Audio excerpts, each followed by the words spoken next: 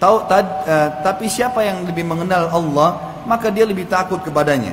Nabi SAW bersabda dalam hadis yang lain, riwayat Bukhari Muslim, sama riwayat tapi dengan lafaz yang berbeda. Inni la anqalibu ila ahli fa ajidu tamrata saqitatan ala firashi fa arfa'uha li akuluha thumma akhsha an takuna sadaqatan fa ulqiha. Aku pulang kepada keluargaku, lalu aku mendapatkan sebutir kurma tergeletak di atas tempat tidurku. Lalu aku langsung mengangkatnya untuk memakannya. Kemudian aku khawatir bila itu adalah sedekah, maka aku menaruhnya. Riwayat Bukhari Muslim ini, kata para ulama hadis, lebih menekankan dan menjelaskan makna daripada hadis riwayat Imam Ahmad yang sebelumnya tadi. Maksudnya adalah Nabi SAW tidak sempat memakannya, tapi beliau hampir memakannya. Kemudian beliau melemparnya karena khawatir jangan sampai ini dari sedekah titipannya orang. Abu Bakar radhiyallahu anhu, beliau memiliki seorang budak. Seringkali budak ini membawakan makanan untuknya dan biasa ia tidak makan hingga ia bertanya dari mana budak itu membawanya. Satu hari budak tersebut datang kepada Abu Bakar dan membawa makanan, dan Abu Bakar lupa menanyakan dari mana sumbernya. Ketika sudah memakannya dan bertanya, budak itu menjawab. Jadi Abu Bakar sudah makan, sudah ditelan, lalu Abu Bakar tanya, dari mana kamu dapatkan makanan ini? Budak itu menjawab, dulu di zaman jahiliyah aku pernah menjadi dukun untuk seseorang di masa jahiliyah. Maksudnya aku pura-pura jadi dukun, padahal aku bukanlah orang yang pandai mengenai perdukunan. Jadi dukun pun sudah haram, ini tambah lagi pura-pura jadi dukun, double dosanya. Aku melihat orang itu pada hari ini, jadi setelah masuk Islam, orang itu pernah dulu aku pura-purai di zaman jahiliyah, aku dukun, aku terka-terka, ramal-ramal segala, tapi tidak sempat dibayar sama dia. Sekarang setelah masuk Islam, dia ingat kalau dulu saya punya hak, lalu dia memberikannya. Kemudian aku membeli makanan ini darinya. Yang kau makan ini, hai Abu Bakar, dari uang tadi itu. Apa yang Abu Bakar lakukan, teman-teman sekalian? Sudah masuk ke perutnya makanan tersebut. Maka Abu Bakar pun memasukkan jarinya ke dalam mulutnya dan memuntahkannya. Di dalam riwayat yang lain dikatakan, teman-teman sekalian, Abu Bakar pun mengorek-ngorek dengan paksa tenggorokannya sampai muntah. Tapi dia merasa masih ada tertinggal di perutnya dan dia tidak tahu jenis makanan yang sudah tercampur di ususnya, mana yang haram tadi, mana yang halal gitu. Maka seseorang berkata padanya, Anda tidak mungkin mengeluarkan semua isi perut Anda kecuali Anda meminum air dulu. Abu Bakar pun mengambil air dari sumber yang halal, meminum yang cukup banyak, kemudian sengaja mengorek-ngorek tenggorokannya sehingga air di perutnya bergejolak dan menarik semua makanan sehingga kosong kembali perutnya. Sa'ad bin Abi Waqqas radhiyallahu anhu, ia berkata, tidaklah aku mengangkat satu suap ke mulutku, melainkan aku dalam keadaan mengetahui dari manakah datangnya dan dari manakah keluarnya. Kemudian Wahab bin Munabbih rahimahullah juga berkata, barang siapa yang ingin doanya dikabulkan Allah Ta'ala, maka hendaklah ia memperbaiki makanannya. Wahib bin Ward berkata, andai kata engkau berdiri menggantikan tiang ini, maka tidak ada sedikit pun bermanfaat bagimu hingga engkau memperhatikan apa yang masuk ke dalam perutmu atau apakah halal ataupun haram. Maksudnya dia lagi berdiri dengan seseorang, lalu dia menginasihati orang tersebut. Ada sebuah tiang yang ditancapkan di depan rumahnya, lalu dia mengatakan, kalau kau gantikan tiang ini, artinya kau bukan manusia. Kalau kau tiang ini pun kau menjadi tiang ini, tetap Allah akan menilai makanan yang masuk ke dalammu, apakah itu halal atau tidak. Jadi maksudnya kalau besi, menurut Wahib rahimahullah, beliau mengatakan kalaupun besi itu dicat misalnya dengan dari sumber yang haram, itu sudah berbahaya bagi tiang itu, bisa masalah buat dia gara-gara tempelan sesuatu yang haram. Jadi kalau kau jadi tiang ini pun tetap akan bermasalah buat kamu. Kata beliau, ini sebenarnya hanya sekedar contoh saja, dan ini sudah cukup bagi seseorang berpegang pada hadis Nabi SAW yang sudah saya bacakan tadi, man ittaqa syubuhati sabra alidini wa irdi wa man waqa fi syubuhati waqa'a fil haram. Barang siapa yang meninggalkan perkara-perkara syubhat, maka ia mencari keterbatasan, ia telah menyelamatkan sebenarnya keterbebasan untuk agamanya dari kekurangan dan kehormatannya. Dan siapa yang jatuh pada sesuatu yang syubhat, maka ia telah jatuh kepada yang haram. Inilah hakikatnya takwa. Umar bin Abdul Aziz rahimahullah, salah satu ulama tabi'in yang masyhur juga, takwa kepada Allah bukanlah berpuasa di siang hari. Bukan hanya berpuasa di siang hari, bukan juga hanya qiyamul lail, sholat di malam hari, dan mencampur keduanya. Tapi takwa kepada Allah ialah meninggalkan apa yang diharamkan Allah dan melaksanakan apa yang diwajibkan Allah. Barang siapa dikaruniakan kebaikan setelah itu, maka itu adalah kebaikan yang ditambahkan kepada kebaikannya. Teman-teman sekalian, jangan rekayasa data. Jangan mengemas sebuah pertanyaan yang ditanyakan kepada para da'i, para ulama untuk membenarkan perilaku Anda. Jangan pernah merekayasa sesuatu karena Allah mengetahui yang disembunyikan dan terang-terangan. Jangan bermain dengan Sang Pencipta Allah. Allah tahu teman-teman apa yang akan terjadi sampai kita meninggal nanti. Bahkan sebelum kita diciptakan semuanya. Jangan pernah menganggap Allah tidak mengetahuinya. Allah maha melihat, maha mendengar, maha mengetahui. Bahkan Allah mengatakan, Ya'lamu ma tusirruna wa ma tu'linun. Allah tahu apa yang kalian rahasiakan dan apa yang kalian terang-terangkan. Jangan bodoh, jangan konyol, seakan-akan Allah tidak tahu. Hati-hati. Para orang-orang Yahudi terbiasa mencari cara-cara seperti ini untuk menghalalkan yang telah Allah haramkan. Diangkat oleh penulis dikatakan sebagian di sini penafsiran dan pembenaran alasan dan siasat untuk makan haram kaum Yahudi. Sebagian orang mentakwilkan dan membenarkan bagi dirinya mengambil harta haram atau melakukan suatu siasat, kemudian memberikan fatwa untuk dirinya tentang bolehnya makan harta ini karena didorong hawa nafsunya yang senantiasa menyuruh kepada keburukan yang dibutakan oleh cinta dunia sehingga tidak melihat kebenaran. Alasan penafsiran dan siasat inilah yang dilakukan oleh kaum Yahudi yang menghalalkan apa yang diharamkan Allah dengan cara-cara menyimpang dari apa yang telah Allah haramkan. Maksudnya mereka sengaja menghalalkannya. Contohnya adalah sabda Nabi SAW dalam hadis Bukhari. Qatalallahu al-yahuda lamma harramallahu alaihim syuhumuha jamaluhu thumma ba'uhu fa'akaluha. Semoga Allah membinasakan kaum Yahudi ketika Allah mengharamkan kepada mereka lemak bangkai, mereka menyiasatinya, kemudian mereka menjualnya lalu memakan harganya. Bukankah banyak orang di pasar-pasar kita sudah jelas-jelas ayamnya jadi bangkai? Haram makan bangkai, nggak boleh. Tapi dia tidak mau rugi, maka direkayasa seakan-akan itu bukan bangkai, lalu dijual. Haram hukumnya. Ini salah satu strategi yang dipakai oleh orang Yahudi dan Allah akan membinasakan mereka. Doa Nabi SAW ini akan kena, kata para ulama hadis, kepada siapapun yang mengikuti langkah-langkah Yahudi. Lihatlah, kata beliau, bagaimana kaum Yahudi melakukan siasat terhadap apa yang diharamkan Allah Ta'ala. Ketika Allah mengharamkan mereka lemak bangkai, mereka mencairkannya, menjualnya, dan memakan hasil penjualannya. Demikianlah yang dilakukan banyak pemakan keharaman pada zaman sekarang ini, yaitu dengan siasat, alasan, dan penafsiran yang tidak berguna bagi mereka dari Allah sedikit pun. Saya nggak minum khamar, saya hanya buka supermarket, jual khamar, sama saja. Sama saja. Saya nggak berzina, tapi saya sewakan rumah saya dijadikan sebagai tempat perzinahan, sama saja. Itu siasat namanya. Saya tidak riba, tapi saya kontrakkan tempat saya untuk tempat riba, sama saja. Kita kan dibayar dari situ. Haram semuanya. Jangan pakai siasat, ini nggak ada gunanya. Nggak ada gunanya teman-teman sekalian. Jangan selalu menganggap rahmatnya Allah itu sempit. Allah memberikan rezeki semut di lubangnya. Allah memberikan jutaan, miliaran makhluknya di muka bumi ini. Lalu kita ketakutan untuk tidak dikasih makan oleh Allah. Konyol betul. Semut bisa hidup, ular bisa hidup, harimau bisa hidup, kelinci bisa hidup, yang biasa memangsa hidup, yang biasa dimangsa hidup.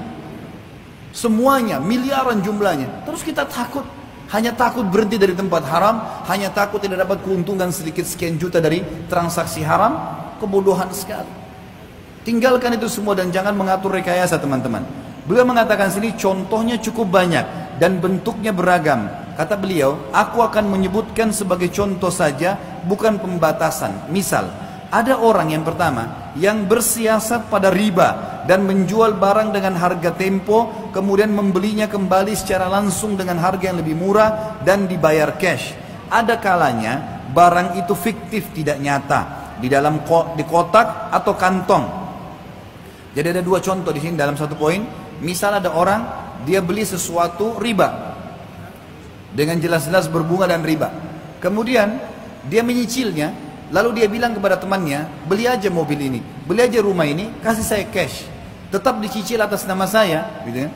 Tapi nanti kamu bisa dapat cash lebih murah, mobil 200 juta, saya bayar cicil 250 juta, kamu bayar aja 150 juta nggak apa-apa, beli cash tapi. Maka saya dapat, orang ini dapat uang cash, tapi dia tetap terkena riba. Ini termasuk ya siasat yang jelas-jelas haram. Atau seseorang menyatakan ada barang yang fiktif, seperti banyak teman-teman yang transaksi online, nggak ada produknya. Ini barang jualan kami, bukan barang jualannya. Harus jelas. Kita pasang foto, jelas memang barang itu ada sama kita. Nggak boleh menjual barang yang tidak ada sama kita. Bagaimana cara? Nabi SAW melarang menjual produk yang tidak ada atau yang belum jadi milik kita. Sedangkan kalau kita lagi transaksi teman-teman, belum selesai pembayaran cashnya, haram dijual, belum jadi milik kita. Gimana caranya? Baik, jelas, saya jual online, saya beli produknya, lalu ada memang stok saya 1-2 biji, silahkan transaksi setelah itu. Baik, kalau orang order, saya order 10, jelaskan kepada konsumennya, saya akan orderkan dulu, bukan saya punya. Ada nggak barangnya? Ada, siap. Dan belum ada, nggak bisa. Jujur apa adanya. Kata Nabi SAW, lazimi, jadikan prinsip hidup kejujuran, walaupun di depan mata kalian kehancuran. Dan jauhi dusta, walaupun depan mata kalian keberhasilan. Teman-teman sekalian, kejujuran hanya akan mendatangkan kebaikan. Kalaupun kita buat salah, kita jujur teman-teman sekalian pada saat itu, clear permasalahannya. Iya, saya salah, saya minta maaf, selesai. Memang betul berat, tapi selesai kan. Kalau orang dusta, nggak selesai. Setiap ditanya akan selalu kita ulangi kedustaan tersebut. Dosa numpuk, hukumannya juga akan menumpuk. Dia mengatakan di sini dikatakan oleh penulis, ada kalanya barang itu fiktif, tidak nyata dalam kotak atau kantong. Pembeli menaruh tangannya di atasnya seraya berkata, aku beli. Kemudian dia mengatakan, aku jual.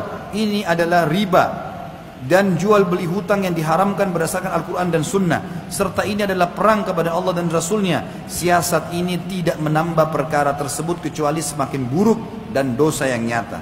Contoh yang kedua, pegawai yang mengambil suap dari orang yang datang sebagai imbalan karena telah memudahkan urusannya atau mendahulukannya atas orang yang lebih berhak daripada yang semacamnya. Oleh karena itu teman-teman sekalian, saya mengajak teman-teman sekalian, terutama yang masih terjerumus dalam masalah ini. Anda kalau bekerja di satu perusahaan dan sudah ada akad penerimaan gaji, sudah jelas akadnya. Anda bekerja sekian jam, kerjanya ini, gajinya begini. Tidak boleh lagi ambil dari orang lain itu. Ada orang datang, produknya antrinya nomor 10. Tapi karena dia bayar kepada pegawai ini jadikan nomor 1. Dari mana haknya ini? Gak bisa. Gak bisa Pak, nomor 10. Saya bayar lebih, biar Bapak mau bayar lebih. Harganya sekian, tidak akan saya berkhianat dari perusahaan ini. Selesai, jujur. Seorang mukmin jelas. Permasalahannya karena kita masukkan haram dalam tubuh kita. Dan berbahaya. Lihat efek-efek tadi yang sudah kita sebutkan teman-teman sekalian. Untuk apa? Untuk apa? Nyaman gak teman-teman sekarang masuk ke sebuah instansi gak pakai terima suap? Kita masuk walaupun kita antri, jelas hak kita jelas, dia sudah terima gaji, kita keluar juga jelas. Sayangnya ini malah dipakai oleh orang instansi-instansi perbankan konvensional. Kita masuk ke bank, transaksi, selesai. Kita antri, hak kita sudah selesai, kita keluar. Gak ada sogok-sogokan ke orang. Kenapa nggak lakukan seperti itu? Lebih nyaman, lebih tentram. Walaupun saya bukan membenarkan masalah instansi riba ini ya, karena ini cuma salah satu contoh di salah satu substansialnya saja. Kalau yang lainnya jelas masalah haram dalam instansi itu. Kata Nabi SAW di dalam hadis masalah suap ini. Dan suap ini teman-teman, rishwa dalam bahasa Arabnya, terjadi kalau dua keadaan. Seseorang tidak memiliki hak untuk didahulukan, lalu didahulukan gara-gara dia membayar. Ini sogokan. Yang kedua adalah tidak punya hak sama sekali, tapi karena dia bayar jadi punya hak. Ini yang kata Nabi SAW dalam hadis sahih riwayat Ahmad, la'anallahu rashi ar-rashi wal murtashi fil hukum. Semoga Allah melaknat diangkat berkah hidupnya, penyuap dan orang yang disuap dalam hukum. Tidak bisa teman-teman sekalian. Ada hal yang tidak masuk dalam suap. Misal, saya beli produk dari luar negeri, kemudian produk saya ditahan oleh bea cukai karena minta syarat-syarat. syarat surat ini, surat itu, saya penuhi syarat-syarat suratnya. Ini contoh saja. Dan mohon maaf teman-teman bea cukai, bukan saya sedang menyinggung, saya sedang memberikan contoh. Kemudian ini ditahan misalnya. Syaratnya sudah kita penuhi, ternyata dia masih menahan produk kita. Dia masih menahan produk kita. Karena dia masih menahan dan kelihatannya memang orangnya tidak mau keluarkan kecuali dibayar. Lalu kita bayar dan kita punya hak di produk itu, ini bukan suap. Ini bukan suap. Karena memang kita punya hak di situ. Suap tadi saya kasih contoh, kalau kita tidak punya hak di situ. Atau kita tidak punya hak didahulukan gara-gara kita membayar. Ini tidak boleh. Yang ketiga, contoh yang lain. Orang yang diberi mandat sebagai wakil untuk melakukan pembelian barang dari pihak yayasan pemerintah, swasta, dakwah, atau bantuan dan semisalnya. Lalu ia menghususkan salah satu ruko atau selainnya dengan membeli darinya sebagai imbalan harta yang diberikan kepadanya. Ini adalah keharaman yang dimakan oleh pelakunya. Jadi contohnya misalnya, ada orang dikasih mandat oleh kantornya beli alat-alat tulis saja misalnya. Baik, beli alat tulis, pulpen, segala macam, tip X, apalah yang dibutuhkan, kertas-kertas, apa saja kebutuhan, perangkat kantor. Jelas sekali waktu dia beli, toko ini karena melihat instansi, orang ini datang atas nama instansi pemerintah A atau instansi swasta B misalnya. Datang karena belinya banyak 10 juta, 50 juta, dapat diskon. Dikasih diskon, ini diskonnya sekian ya, karena belanja. Lalu dia merekayasa keadaan, dia mensiasati, dia tetap memberikan laporan ke kantornya, harga sebelum diskon. Diskon diambil sama dia. Dari mana hak Anda mengambil diskon itu? Demi Allah teman-teman sekalian, berbicaralah dengan keimanan. Dari mana hak kita mengambil diskon itu? Kalau kita datang teman-teman tidak membawa uang sejumlah itu, tidak pakai nama instansi itu, apakah dikasih hal yang sama? Kalau kita pakai uang pribadi, silahkan diambil. Anda sudah terima gaji, nggak ada haknya. Kembalikan ke perusahaan, jujur, Allah menilainya. Kita kembalikan, ini loh diskonnya tadi, silakan ambil. Kenapa harus rekayasa keadaan teman-teman sekalian? Nggak boleh, haram. Hati-hati, doa tidak mustajab, hidupnya akan sengsara, dan beragam macam poin yang sudah saya sebutkan tadi, itu akan mengenai dia semuanya. Contohnya juga, orang yang bekerja sukarela untuk salah satu yayasan sosial, dakwah atau bantuan, dan ia mengumpulkan sumbangan berupa barang atau uang dari para pedagang dan yayasan-yayasan perdagangannya. Ada kalanya ia diberi hadiah lalu menerimanya untuk dirinya karena tidak mengetahui hukumnya atau karena menginginkan dan menyukai materi. Misal gini, kita kerja nih, jadi ada dua sumber kerja ya. Ada tempat pekerjaan yang kita digaji, tadi saya sudah kasih contoh. Semua yang berhubungan dengan instansi diberikan oleh pihak tempat kita membeli sebuah produk. Untuk instansi itu haram bagi pegawai mengambilnya, kecuali setelah kita kembalikan, pihak perusahaan mengatakan ini punya kamu. Televisi kah, HP kah, baju kah, satu lembar, sebuah pulpen haram, nggak boleh. Sampai sebagian ulama teman-teman sekalian, itu kalau bekerja di satu kantor, dia dikasih fasilitas kantor, pulpen. Memang itu pulpen untuk dia bekerja, meja untuk dia bekerja, komputer untuk dia bekerja. Di kantor itu dengan akad gaji di situ, mereka tidak pakai pulpen itu kecuali untuk kebutuhan kantornya. Bagaimana dengan kita teman-teman sekalian, bawa pulang ke rumah, bawa banyak stoknya di kantor, dibagi-bagiin ke ponakannya, ke anaknya, ke teman-temannya. Di kantor banyak kok. Iya banyak, penyebab kamu masuk neraka itu. Bukan hak kita sama sekali. Pakai hanya untuk itu. Telepon di kantor teman-teman, kebutuhan kantor.